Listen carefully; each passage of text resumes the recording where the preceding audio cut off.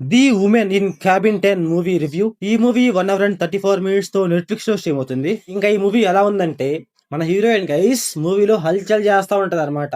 Cabin లో ఉన్నారు కనుక్కోవాలి, అది ఇది ఆ ఊ అంటా ఉంటది అనమాట. నాకైతే పిచ్చ ఇరిటేటింగ్ అనిపించింది క్యారెక్టర్ అయితే. కాకపోతే ఏంటంటే లాస్ట్ హాఫ్ అన్ అవర్ లో కొంచెం బాగుంటది అనమాట. ఇంకా ఈ మూవీలో తీసుకున్న స్టోరీ కూడా అంత పెద్ద స్టోరీ ఏం కాదు గైస్, చాలా అంటే చాలా చిన్న స్టోరీ అనమాట. మీకు మూవీలో ఒక 1 అవర్ అయితే అసలు మూవీలో ఏం జరుగుతుందో అర్థం కాదనమాట. ఏదేదో అవుతా ఉంటది మూవీలో. ఎప్పుడైతే మూవీలో ఒక చిన్న ట్విస్ట్ వస్తుందో అక్కడ నుంచి మూవీ కొంచెం చేంజ్ అవుతుంది గైస్. అక్కడ నుంచి కొంచెం ఎంగేజింగ్ గా ఉంటుంది. ఇంకా ఈ మూవీ ప్లాట్ లైన్ ఏంటంటే, మన హీరోయిన్ ఒక కొత్త షిప్ లో ట్రావెల్ చేయడానికి వెళ్తుంది. అయితే ఆ షిప్ లో క్యాబిన్ 1, క్యాబిన్ 2, క్యాబిన్ 3 అలా ఉంటాయి అనమాట.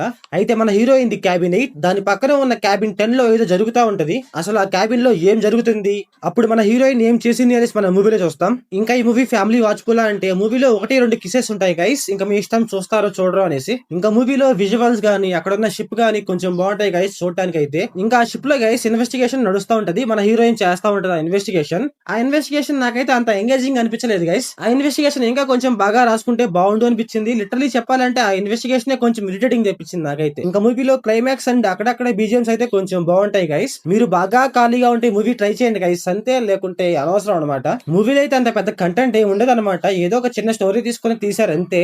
అది కూడా మూవీలో చిన్న ట్విస్ట్ అండ్ క్లైమాక్స్ కొంచెం బాగుంటది అంతే. మూవీ ఎలా ఉందిరా అంటే నాకైతే బిలో యావరేజ్ అనిపించింది guys. So thanks for watching.